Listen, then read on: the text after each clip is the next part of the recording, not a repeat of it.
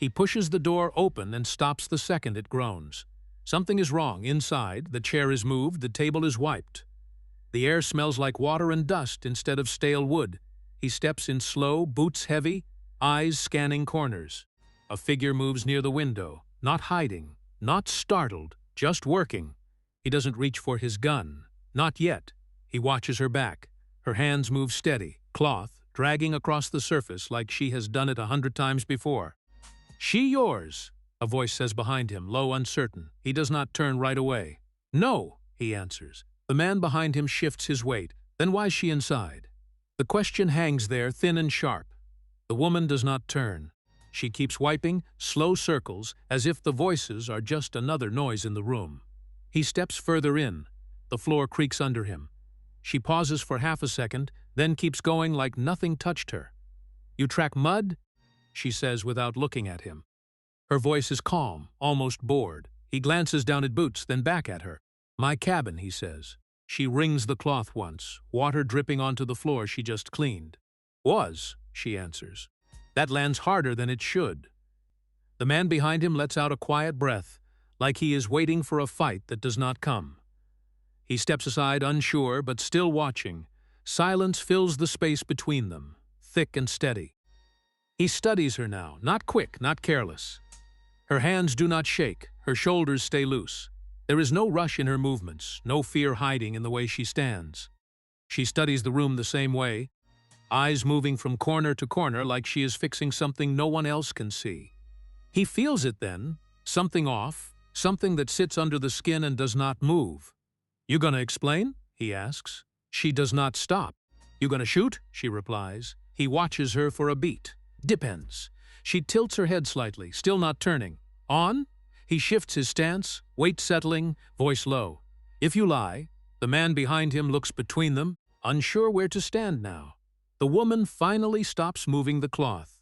The room goes still again, like it is waiting for something to break. She turns then, slow, deliberate, like the moment belongs to her. Her face is plain, but not soft. There is something held back in her eyes, something that has weight. He meets her gaze and does not look away. "I don't lie," she says. It comes out flat, like a fact, not a promise. He does not answer right away. He lets the words sit between them, testing them without touching. He does not believe her, not yet. But he does not draw either. His hand stays near his side, close enough, ready if it needs to be.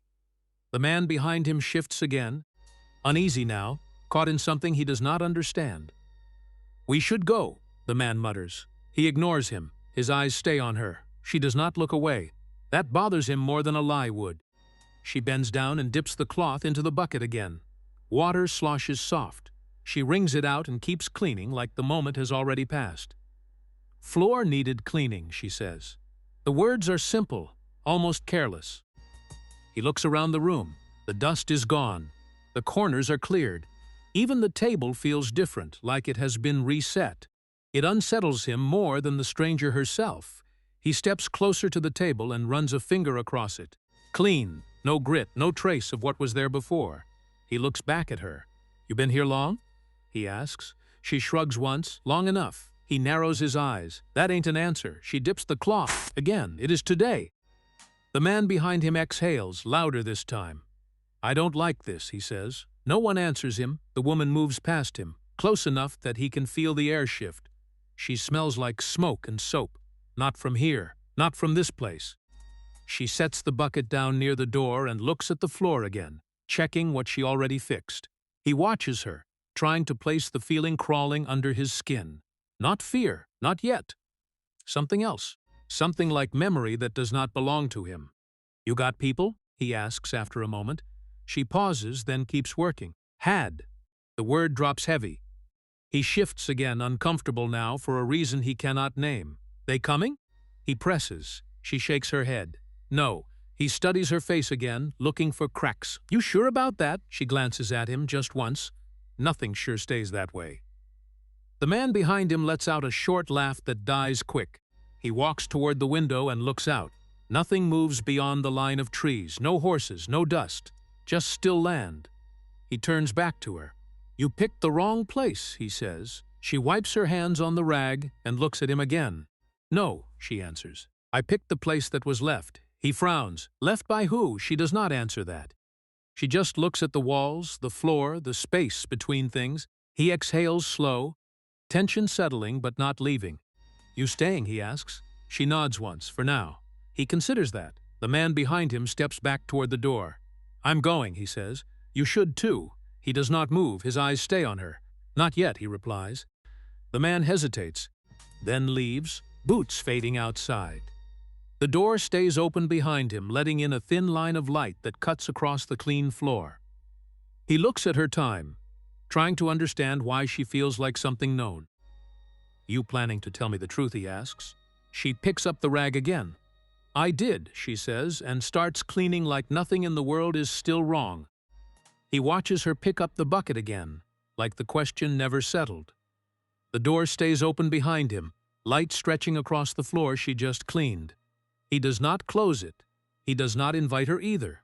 He just stands there, caught between something he owns and something he does not understand. She moves past him again, quiet, steady, like she has already decided how this goes. You got a name? He asks. His voice is flat, but it carries weight now. She does not look at him. No.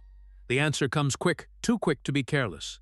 He frowns, shifting his shoulder against the wall. That's not how this works. She wrings the cloth, water dripping slow. It is today. He lets out a breath through his nose, not quite a laugh. You think you get to choose that? She glances at him, calm. I already did. He leans back against the wall, arms loose but ready. His eyes stay on her hands, on the way she moves like she belongs to the space more than he does. You running, he asks. She pauses just long enough to hear it land. Aren't we all? He does not smile, not even close. Not from the same things. She nods once, like she agrees without giving anything away. He shifts his weight, boots scraping faint against the clean floor. You got people? He asks again, like the answer might change if he presses it. She keeps her back to him. Had. The word sits heavier this time. He watches her shoulders, waiting for them to tighten, to break, to show something. They do not. What happened? He asks. She dips the cloth again, slow. Same thing that always happens. He waits. She does not explain. She moves through the cabin like she knows it better than he does. Not rushed, not careful, just certain. She wipes along the shelf, adjusts a chair without looking down, like her body remembers the shape of the room. He notices that. It crawls under his skin in a way he cannot shake. You been here before? He asks. She answers without turning. No, he watches her a second longer. You sure? Her hands stop. Yes. Then she keeps moving. But she does not go near the back room. Not once. Every time her path brings her close, she shifts away without thinking. He sees it. He does not say it yet. He just watches the pattern repeat. She circles the main space, the table, the window, the door, but never that hallway. It starts to feel louder than anything she has said. You ain't answering right, he says finally. She turns her head just enough to look at him from the corner of her eye. You ain't asking right, he pushes off the wall and steps closer. Then help me out. She studies him for a moment, quiet. You don't want help, she says. You want control. He stops a few steps away. Same thing out here. She shakes her head once. No, not the same. A beat passes between them, tight and slow. He gestures around the cabin. Why this place? He asks. She looks at the walls, the floor, the clean table. Because it was empty. He lets out a short breath. It wasn't. She meets his eyes now. It felt like it. That answer sticks. It settles into him in a way he does not like. He glances around the room, seeing it for a second the way she might have. Quiet, left behind, waiting. You don't get to just walk in, he says. I already did. Her voice stays even. You don't get to stay. She tilts her head slightly. Then make me leave. He does not move. His hand twitches once near his side, then stills. You think I won't? He asks. She holds his gaze. I think you would've already. That lands clean. He exhales slow, tension pulling tight across his chest. She turns away from him again, like the moment is done. He watches her move to the window, wiping a spot that is already clean. You always like this? He asks. Like what? She replies. Walking into places that ain't yours. She shrugs faint. Nothing's owned the way people think. He shakes his head. That ain't how things work here. She looks outside, past the glass. That's the problem. Silence settles again, but it is different now, thicker, closer. He steps toward the back hallway, slow testing. She notices without looking. Her shoulders tighten just enough. He stops. "What's back there?" he asks. "A room," she answers. "You been in it?" She shakes her head. No. He watches her, then takes another step. She turns fast this time. "Don't." The word comes sharper than anything before. He studies her face, the first real crack showing. "Why not?" he asks. She holds his gaze, breathing steady but shallow now. "Because you don't need to." He tilts his head. That ain't an answer. She steps closer, closing the distance just enough to make it feel like a line. "It is today." He almost smiles at that, but it fades before it forms. "You scared of it?" he asks. She does not answer right away. "No," she says finally, but it comes slower this time. He nods once, like he does not believe her but will let it sit. "Then we'll see later," he says. She shakes her head again. "No, you won't." He looks at her, long and quiet. "We'll see," he repeats. The light outside fades just a little, shadows stretching across the floor. Neither of them moves to light a lamp. Neither of them reaches for anything that would make this feel normal. They stay where they are, caught in the same space, both refusing to give ground. He leans back against the wall again, eyes never leaving her. She sets the cloth down and stands still for the time since he walked in. "You gonna sleep?" he asks after a while. She looks at him, expression unreadable. "No." He nods. "Good." She watches him now. "You?" He shakes his head. "No." That almost feels like an agreement. The room settles into a quiet that does not rest. The door remains open, the night slowly pressing in, but neither of them closes it. He keeps watching her like she might disappear if he blinks. She keeps standing there like she is waiting for something to come through that door. Neither trusts the other. Neither leaves. And somewhere between the silence and the questions, the cabin no longer feels like it belongs to either of them. Morning comes without sleep.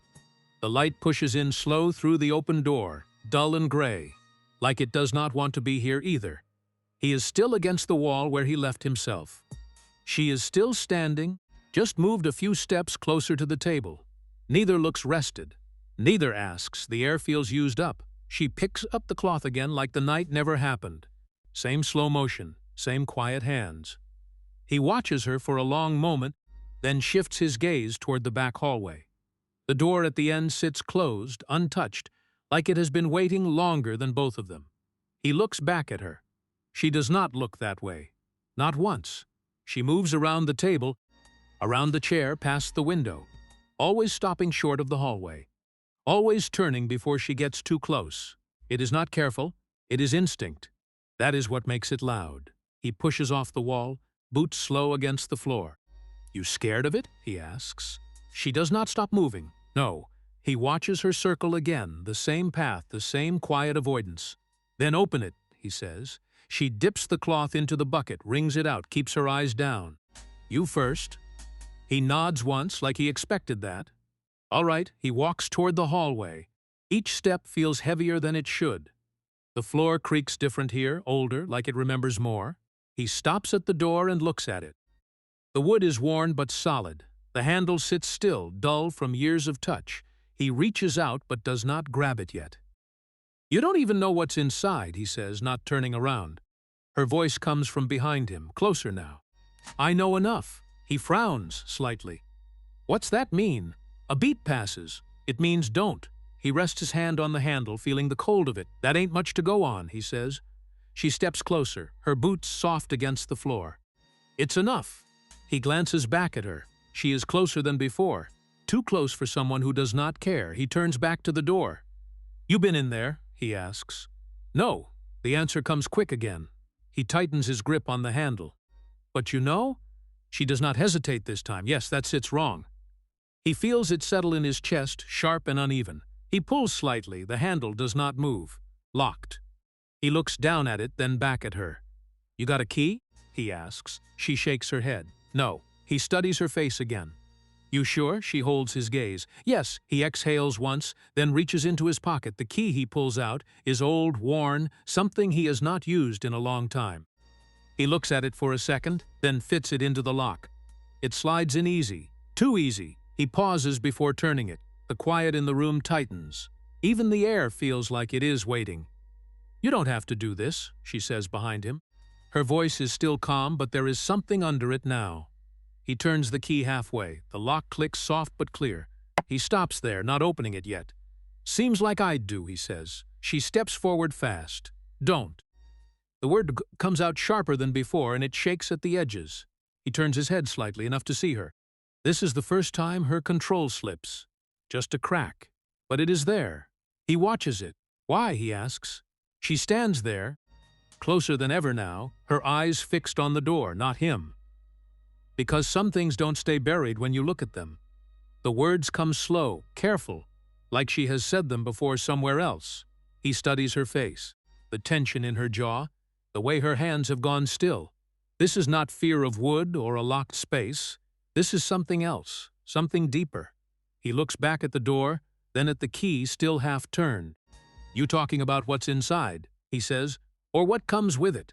She does not answer right away. Her eyes stay on the door. "Same thing," she says quietly. He shifts his weight, hand still on the handle. "You said you ain't been in there." "I haven't, but you know what's in it." "Yes." He shakes his head slightly. "That don't make sense." She finally looks at him. It doesn't have to. Silence stretches between them again. But it feels different now, tighter, closer to breaking. He looks at the door again, then back at her. "You're not scared of the room," he says. She does not answer. "You're scared of what it means." Her jaw tightens. "You don't know what you're talking about." He studies her, steady. "Then tell me." She looks away, just for a second, then back at the door. "I already did." He lets out a slow breath. "No, you didn't." He turns the key a little more. The lock shifts again, almost free now. Her hand lifts slightly, like she might reach for him, but she stops herself. "Don't," she says again, softer this time, but heavier. "Please." That word hangs in the air longer than anything else she has said. He hears it. He feels it. He looks at her, really looks this time, and sees something raw under everything she has been holding together. Not weakness, not fear. Something closer to memory. He turns back to the door, hand still on the handle, key still not fully turned. The space feels smaller now, like the walls have moved in. He exhales once, slow, then stops moving altogether. He does not open it. His hand stays there, resting against the handle, the lock half turned, the choice still hanging between them. That is when he understands. It is not the room she is afraid of. It is what waits on the other side of remembering. He lets go of the handle but does not step back right away. The door stays closed behind him, the lock half turned, the question still sitting in the air. She does not move either. For a moment, they both just stand there, held in something neither of them wants to name. Then he pulls his hand away and turns, walking past her without a word. She watches him go but does not follow. He steps out through the open door into the morning that never warmed. The ground is dry but uneven, dirt packed hard in some places and loose in others, like it has been turned before and then left alone. He does not know why he walks toward the porch edge, he just does. His boots stop near a patch where the dirt looks wrong. Not fresh, not old, just disturbed enough to notice. He crouches without thinking. His hand presses into the dirt. It gives a little too easy. He starts digging, slow at first, then with more purpose. The soil comes away in clumps, dry on top, damp underneath. His fingers hit something hard, metal against bone. He pauses for half a breath, then clears more dirt away. The shape comes into view, small, flat. A badge, he pulls it out and wipes it with his thumb. The metal is old, rust eating at the edges, the star shape barely holding together. There is something darker on it, dried into the grooves, not from time alone. He stares at it longer than he should. It feels heavier than it looks. He stands and walks back toward the cabin. Each step feels quieter now. The door still hangs open. She stands inside where he left her, near the middle of the room, like she never moved at all. Her eyes lift when he steps in. "You forget something?" he asks, holding the badge out just enough for her to see it. She looks at it. Everything in her stops, not slow, not subtle, just stops. Her hands freeze where they are. Her breath catches before it even becomes a sound. He watches her face, the way the color shifts, the way something tightens behind her eyes. It is the first real break he has seen. "Where'd you get that?" she asks. Her voice is low, but it is not steady anymore. "Outside," he says, "my land." Her head shakes once, sharp. "That ain't yours." He steps further inside, not taking his eyes off her. "You keep saying that." He lifts the badge a little higher. "You want to tell me why?" Her chest rises and falls quicker now. Not panic, not yet, but close enough to touch it. "You should've left it buried," she says. He glances down at it, then back at her. "Why?" She swallows, her eyes still locked on the metal. "Because it don't belong to you." He studies her, the way she stands like she is holding something back with everything she has. "Whose is it?" Silence answers him, thick and heavy. He waits. She does not speak. He takes another step closer. "Yours?" he says. Her head snaps up, eyes meeting his. "No." He watches her, not blinking. "You sure?" "Yes." The word comes fast, but it does not sit right. He sees it in her eyes before she can hide it. Something shifts there. Something that does not match the answer she gave. He looks back down at the badge. The rust. The dried stain. The weight of it in his hand. Then back at her again. "You knew him," he says. She does not answer. Her silence says more than anything else she could. He takes that in, slow. "Sheriff?" he asks, though he already knows. She looks away, just for a second, then back at the badge. That is enough. He turns the badge in his hand, catching what little light comes through the door. "What happened to him?" he asks. She shakes her head slightly. "Doesn't matter." "It does if it's buried outside my place," he says. His voice stays even, but there is something under it now. Not anger. Not yet. Something closer to demand. Her breath shortens again. "It's not your place." She repeats, but softer this time, like the words are losing strength. He steps closer until there is only a few feet between them. "Then whose is it?" he presses. She does not answer. Her eyes stay on the badge, like it is pulling something out of her she cannot push back in. He lifts it again. "You knew him," he repeats. "You were here." "No," she says quickly, too quickly. "You said you ain't been here before." "I haven't." "But you know this." He holds the badge closer. "You know what this is. You know who wore it." She closes her eyes for a second, then opens them again. "People know things," she says.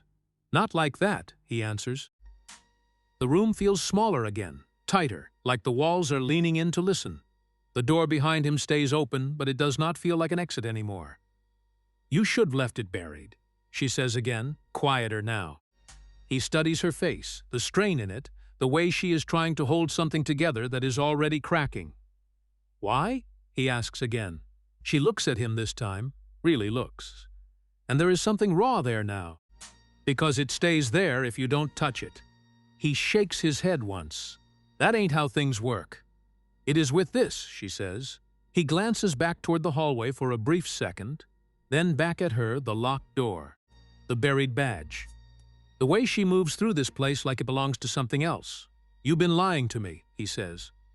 "I told you I don't lie. You don't tell the truth either." She flinches at that. Small, but clear. He steps even closer now, holding the badge between them like it is proof of something he cannot fully name yet. "You knew him," he says again, slower this time. She does not answer. That is answer enough. The silence stretches, thick and heavy, pressing down on both of them. He can feel the shift now. Something has changed. Not just in what he knows, but in what she is willing to hide. He lowers the badge slightly, but does not let it go. "What did he do?" he asks. Her eyes flick up to his, then back to the metal. "You don't want that answer," she says. He studies her for a long moment. "Try me." She shakes her head, slow this time. "You won't hear it right. Then say it wrong." He answers. She looks at him again, and for a second it feels like she might speak. Like the words are right there, ready to come out, but they don't. Instead, she steps back, putting space between them, like distance might hold the past in place. He watches her, the badge still in his hand, the dirt from it still under his nails. Outside, the ground sits quiet again, like nothing was ever there. Inside, everything has shifted. She steps back and the room holds its breath around them. The badge still between his fingers, the truth still stuck in her throat. For a moment, it feels like nothing else can enter this space. Then it comes. A sound from far off at first. Soft, rhythmic, easy to miss if you are not listening for it. She hears it before he does. Her head turns toward the open door. Her body goes still again. But this time it is different, not controlled, not chosen. Horse hooves, he hears it a second later. Faint at first, then clearer. More than one. Coming steady, not passing through, coming here. They found me, she says. He looks at her. Who? Doesn't matter. Her voice is tight now, pulled thin. You need to leave. He glances at the door, then back at her. My cabin? Not anymore. She takes a step toward him, closer than before. You don't understand. You have to go. He studies her face. This is not the same woman who walked in and cleaned his floor. This is someone else, someone already halfway gone. I'm not running from something I don't see, he says. You will, she answers. If you stay. The sound grows louder. 3 sets of hooves now, clear and steady. No hurry, that bothers him more than anything. He walks to the window and looks out. Dust rises at the edge of the land. 3 riders come into view. Slow and certain, like they already know where they are going. Bad posture, shoulders loose in the wrong way. Heads tilted just enough to show they are not worried. He watches them approach, eyes narrowing. You bring this? He asks without turning. No, she says. It follows. He glances back at her. What does? She swallows once. What I did. That sits heavy. He looks back out the window. The riders are closer now. Close enough to see their faces, but not close enough to read them. He steps away from the window and moves toward the wall where his rifle leans. No, she says. He stops but does not turn. You want me dead? I want you not involved. Her voice is low, urgent now. This isn't yours. It is if they ride onto my land, he says. His hand reaches for the rifle. They don't care about land, she answers. They care about me. Then you step outside, he says. End it there. She shakes her head. That's not how this ends. He grips the rifle, pulling it free from the wall. Then how? She does not answer that. The hooves stop outside. Silence drops hard and fast, like something closing in. Too late. A knock hits the door. Hard, sharp. Open up! The voice is rough, loud enough to carry through the wood and into his chest. He glances at her. She stands frozen now, eyes fixed on the door, breath tight. Friend of yours? He asks. No, mine neither. The knock comes again, louder this time.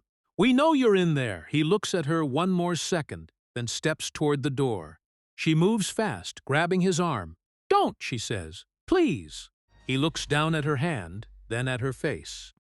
You said you don't lie. I don't, then trust me. Her grip tightens. You don't know what you're trusting. He pulls his arm free, not rough, just firm. I know enough. He reaches the door and rests his hand on it for a brief second. The badge still sits in his other hand.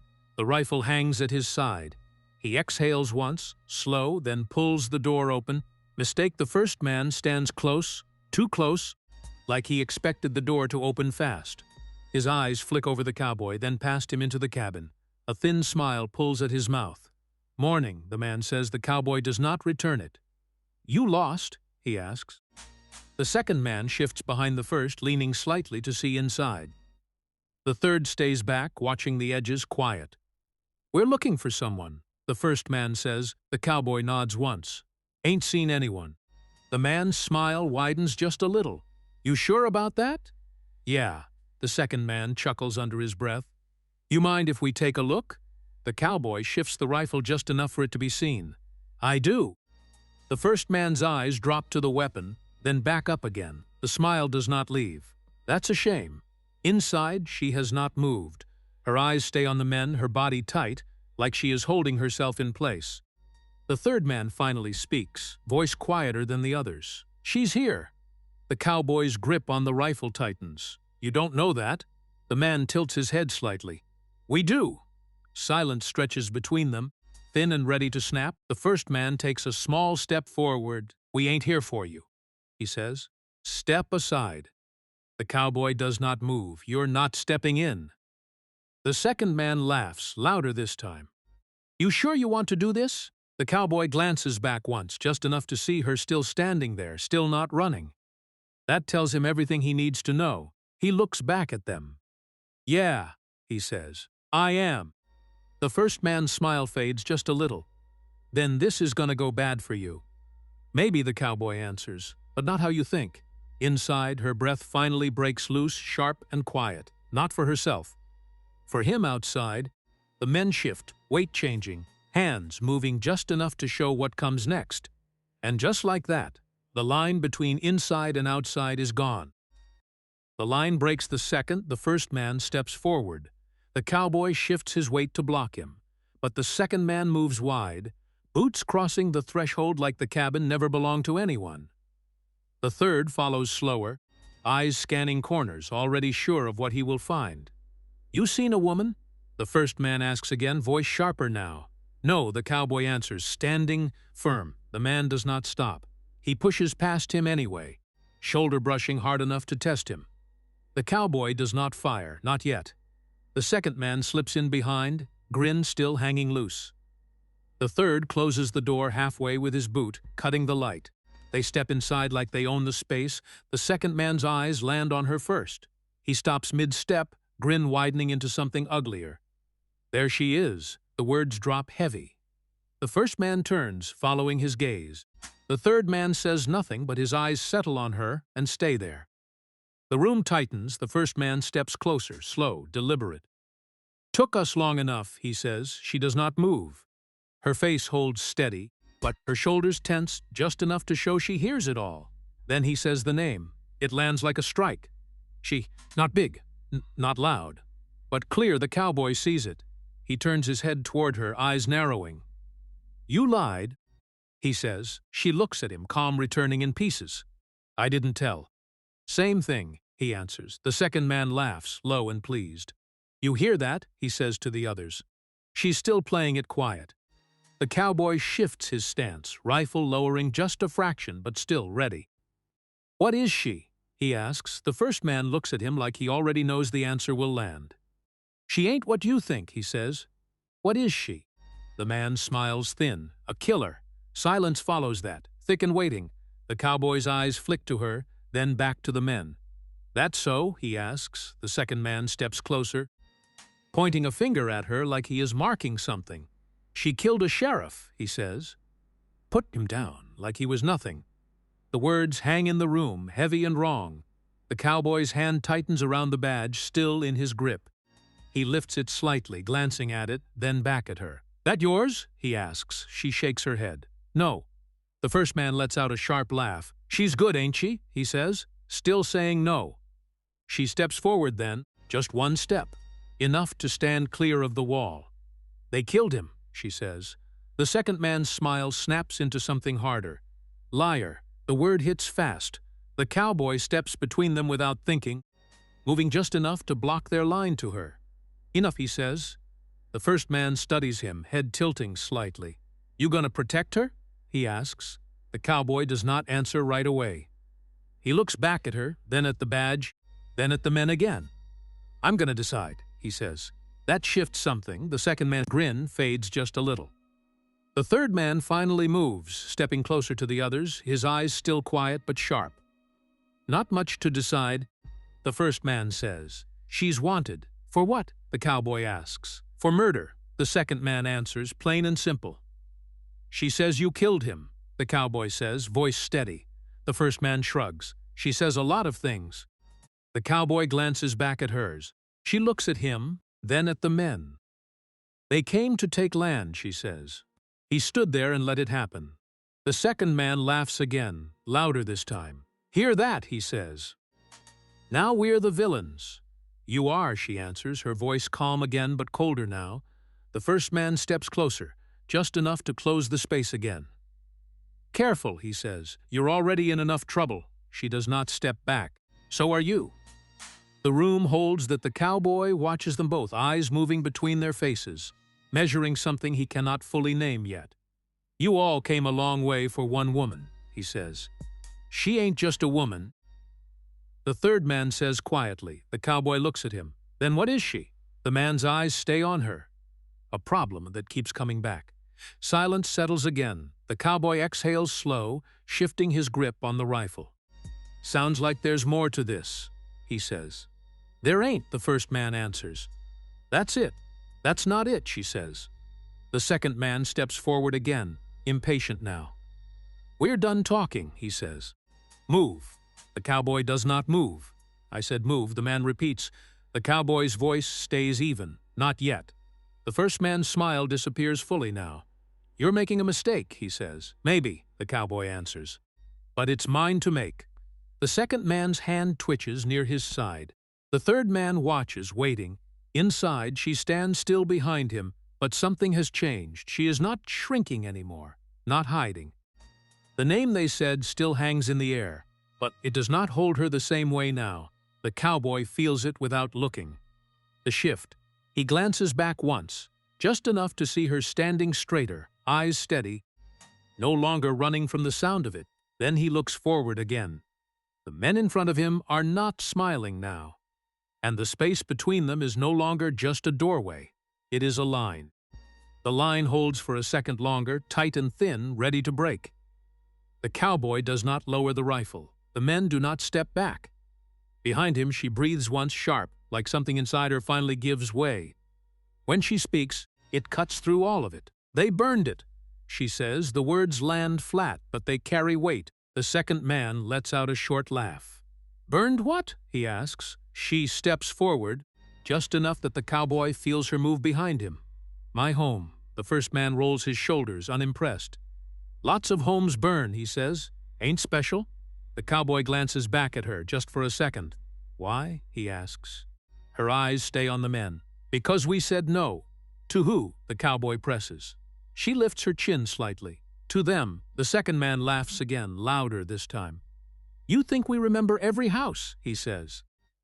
Every nobody that says no. She takes another step forward, not hiding, not behind anyone. I do, she says. The room shifts again. Quiet. Heavy, the cowboy watches her, something in his eyes changing.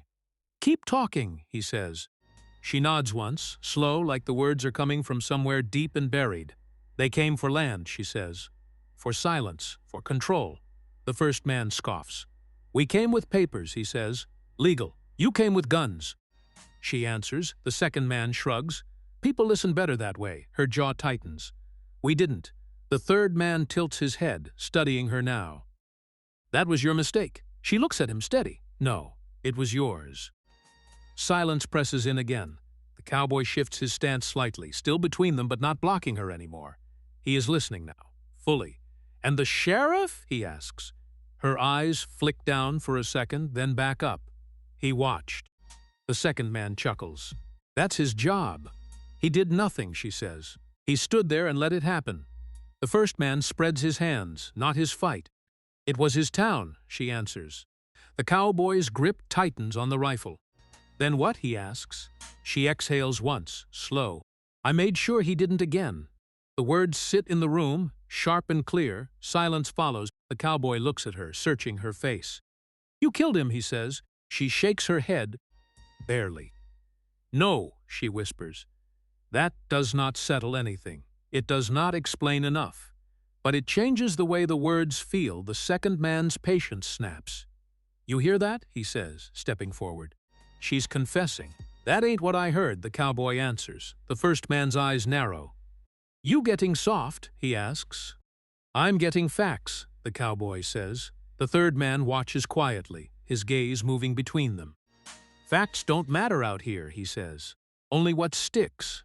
The woman steps closer again, now almost beside the cowboy. He wasn't alone, she says. None of them are. The second man smirks. Now she's telling stories. You came at night, she continues, ignoring him. You brought fire. You brought men who don't ask questions. The first man's smile returns, thin and sharp. You saying we scared you? She looks at him, unblinking. No. I'm saying you made a mistake. The cowboy glances at her again. What mistake? He asks. She hesitates for the first time, the words catching before they come out. You left someone alive, she says finally. The room stills. The second man's grin fades just a little. That's supposed to be you, he asks. She does not answer. The cowboy watches her, then looks at the men. Sounds like this ain't over, he says. It is for her, the first man answers. Right now. He takes a step forward again, testing the space, testing the cowboy. The cowboy does not move. You said he watched. The cowboy says, eyes still on the men. The sheriff. He did, she answers. And you ended it. Yes. The second man shakes his head. You're hearing it wrong, he says. She shot him. Plain as that. She stopped him, the cowboy replies. Same thing, the first man says. Not always, the cowboy answers. The third man shifts his stance, quieter than the others but more certain. You're making this harder than it needs to be, he says. Step aside. The cowboy exhales slowly. Still deciding, he says. The woman looks at him then, just for a second, not asking, not thanking. Just watching. The second man laughs again, but there is less ease in it now. You don't even know her name, he says. The cowboy does not look away from them. Don't need it. You're risking a lot for nothing, the first man says. He shakes his head slightly. Don't feel like nothing. The room tightens again, every word pushing it closer to something breaking. She killed a sheriff, the second man repeats. Like saying it enough times will make it simple. She ended something worse, the cowboy answers. The woman stands beside him now, no longer behind, her shoulders straight, her voice steady even if her past is not. It is not the whole truth, not even close, but it is enough to change the shape of it. And in that small shift, the ground under all of them moves. The space breaks before anyone speaks again. A gunshot cracks through the cabin, sudden and close, loud enough to shake the walls. No warning, no count, just sound and impact. The wood near the door splinters, dust kicks up. The line they held is gone. Down, he shouts. He drops to one knee, rifle coming up fast, eyes locking on movement. The second man has already drawn, arm extended, smoke trailing from the barrel. The third shifts wide, reaching for his own.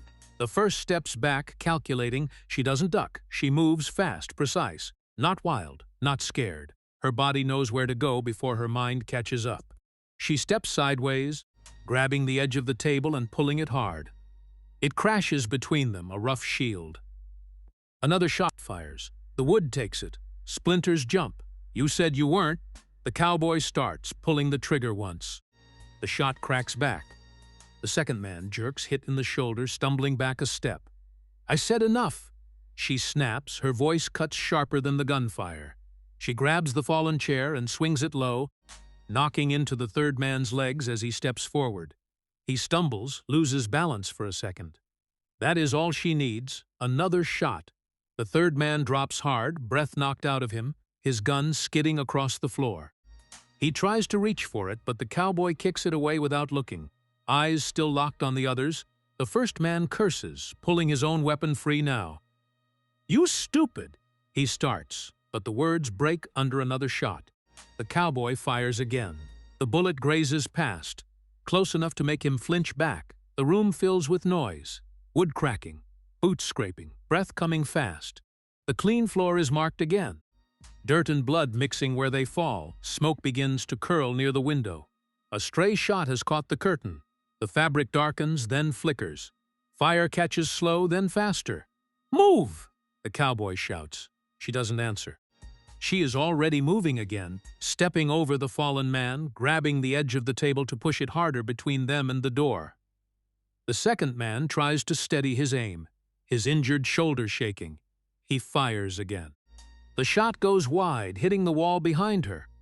The cowboy shifts, stepping forward, rifle steady. He fires once more. The second man drops this time, falling back against the doorframe, sliding down. The first man looks between them, breath heavy now, the fight turning faster than he expected. This ain't over, he spits, backing toward the door. It is here, the cowboy says. The fire climbs higher now, catching more of the curtain, licking up the wall. Smoke thickens, filling the air with heat and sharpness. It presses into their lungs, makes every breath harder. Get out, he yells. She shakes her head. No, he looks at her, disbelief cutting through the chaos. You want to burn in here? Not again, she says. The words land heavy. Not fear, not panic, something else. Something set. The first man takes the moment, turning to bolt for the door, but the cowboy steps into his path, rifle raised. Stay, he says. The man hesitates, just long enough. Behind them, she moves toward the center of the room. The badge still lies on the floor where it fell from his hand during the fight. She bends, picks it up, holding it tight. The fire grows louder, crackling now, eating at the wood, the cloth, the past held in these walls. "Leave it," the cowboy says, eyes still on the man in front of him. She doesn't. She looks at the badge, the rust, the dark stain burned into it. Her hand tightens around it. Then she turns and throws it into the fire. It disappears into the flames, swallowed whole. "Let it burn," she whispers. The words are soft, but they carry through the noise, through the heat, through everything breaking around them. The cowboy glances back at her, just for a second. She stands there, not moving away, not reaching for escape. Her eyes are on the fire, on the place where the badge is gone now. She's not running. She's ending something.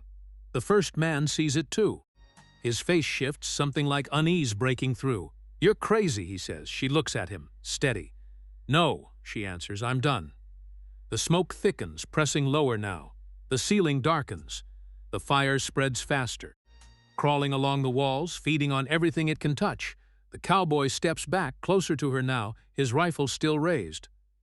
"We're leaving," he says. She doesn't move. "Now," he adds. She shakes her head once, eyes still on the flames. "It has to finish." "It will," he says, "with us in it if we stay." The first man coughs, backing toward the door again, panic creeping in, where control used to sit. "You're both dead if you don't move," he says. The cowboy glances at him, then back at her. The fire reflects in her eyes now, bright and steady. She finally steps back, just one step, breaking her hold on the center of the room. The cowboy moves with her, guiding her toward the door without touching her. The first man slips out ahead of them, stumbling into the open air. They follow, the heat chasing them, the smoke pushing them out. Outside, the air hits hard and cold. They step clear as the fire takes the cabin fully, flames climbing through the roof, breaking it apart piece by piece. The cowboy lowers the rifle slowly, chest rising and falling. She stands beside him, watching the fire consume what was left. Inside, the badge burns with everything else, and she does not look away. The fire settles into a low roar, no longer snapping wild but still eating what remains. The cabin stands half gone, its shape broken, roof fallen in on one side. Smoke drifts slow into the open sky, thick and dark, carrying what used to be inside. The ground around them is quiet again. Too quiet. He lowers the rifle the rest of the way, letting it hang at his side. His ears ring from the shots. His chest still moves too fast. He looks at her standing beside him, her face lit by what is left of the flames. "You okay?" he asks. She doesn't look at him. "No." He nods once. "Same." That is all that gets said for a while. The fire fills the space where words might go. Wood cracks now and then as something inside gives way. The smell hangs heavy, thick enough to taste. Neither of them moves far. There is nowhere to go that feels different from right here. He steps a few paces away and lowers himself onto a piece of fallen wood, one that used to be part of the porch. It creaks under his weight but holds. He rests his forearms on his knees, looking out past the fire, past the land that has not changed. She stands a moment longer, then walks over and sits on the ground a few feet from him. Not close, not far. Just enough space to breathe. The fire drops lower, the worst of it already done. The cabin is no longer a place, just pieces. "So what now?" he asks. She keeps her eyes on what is left of the structure. "You leave." He glances at her. "And you I don't get to." He studies her for a second, the words settling in slow. "Why not?" She exhales, the sound thin. "Because I'm still part of it." He looks back at the fire. "Part of what?" She doesn't answer right away. The silence stretches, not empty, just heavy with things she is not saying. He shifts slightly on the wood. "You could run," he says. She lets out a small breath, something close to a dry laugh, but without any humor. "I did." He turns his head toward her. "And?" It followed. He looks at her longer now, trying to read what sits behind that. "What does that mean?" he asks. She finally turns her head, meeting his eyes. "It means you don't get to walk away clean," she says. "Not from this." He holds her gaze. "Then stop running." She watches him, something in her expression tightening. You don't know what that costs. He nods once, slow. Neither do you. That lands. She looks away first. Not in anger, not in fear.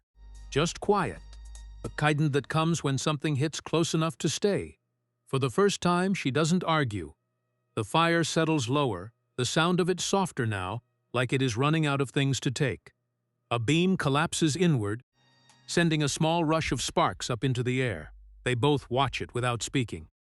You said they'd come back, he says after a while. They will, she answers. He nods. Then this ain't over. It never was. He looks out across the land again, eyes tracing the path the riders came from. There is nothing there now. No movement, no sound, just open space. You know how many, he asks. She shakes her head. Enough. He exhales, leaning back slightly, letting the weight of that settle. You got a plan? No. He glances at her. You just walk into things and hope? I don't hope, she says. He almost smiles at that, but it fades before it forms. Yeah, he says. I noticed. Another piece of the cabin gives way, falling in on itself with a dull crack. The fire shifts again, then steadies. You could still go, she says after a moment, before they come back. He looks at her. And leave you here? Yes. He shakes his head once. Don't see that happening. She studies him now, like she is trying to understand something that doesn't fit. Why, she asks. He looks back at the fire. Because I was here. That don't make it yours, she says. No, he agrees. But it makes it mine to deal with. She looks down at her hands, dirt still caught under her nails, faint streaks of ash across her skin. You don't know what you're stepping into, she says. He nods slightly. Probably not. Then why stay? He takes a breath, letting it out slow. Because you didn't run, he says. She looks at him again. Something shifting behind her eyes. You had the chance, he continues. You didn't take it. I told you, she says. It follows. Then we face it, he answers. She studies him in silence, the firelight flickering across her face, catching in her eyes. You think it's that simple, she asks. No, he says, but it's what we got. The quiet returns again, not as heavy this time, but still full. The kind that sits between two people who have said enough for now. The fire burns lower, the cabin nearly gone, nothing left to hold it up. The place where the door once stood is just open space now. Nothing to close, nothing to keep out what comes next. She looks at that empty space for a long moment, then back at him. And she doesn't tell him to leave again. Dawn breaks slow, pale light crawling over what used to be the cabin. There is no roof left, no walls standing whole, only burned timber and broken shapes pressed into the ground. Smoke still rises in thin threads, like the place refuses to fully disappear. The wind moves through it without resistance. He stands a few steps away from the wreckage, hands loose at his sides, rifle hanging lower now, almost forgotten. He hasn't slept, neither has she. The night stretched out behind them without rest, without words that mattered more than silence. She stands exactly where the door used to be, not inside, not outside. Just there, feet planted in ash and dirt, face turned toward the open land beyond what's left of the frame. You staying, he asks. She doesn't look at him right away. Her eyes stay on the horizon. Yes, a beat passes. They'll come back, he says. I know. No hesitation, no fear in the answer, just fact. He shifts his weight slightly.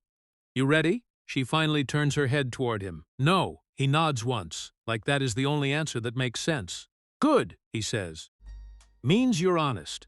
That lands differently than anything else has. She looks at him for a moment longer than usual, like she is checking if he meant it as comfort or warning. There is no softness in his face. Just truth without decoration. She almost smiles. It doesn't fully form, but it gets close enough to change her expression. You? She asks. He glances at the ruins behind her, then back at the open land. I got nowhere better. Another beat. Wind moves through the broken frame where the door used to hang. It makes a hollow sound, like something still trying to decide if it should stay or go. You trust me, she asks. He answers immediately. No. There is no offense in it, no pause. Just honesty sitting bare between them. She nods slightly, like she expected that too. Then why stay? He looks at her now fully, not past her, not through her, just her. "Because I believe you," he says.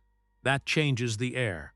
Not fixes it, not solves anything, but shifts it. She doesn't respond right away.